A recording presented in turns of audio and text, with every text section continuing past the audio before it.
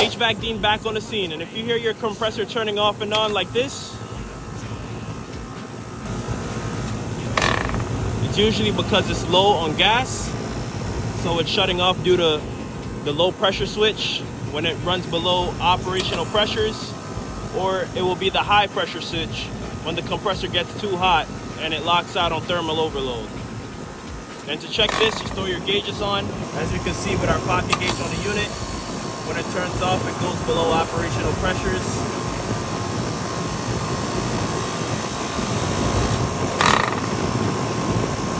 Or it'll shut off on high head pressure if these fans stop moving to cool it down.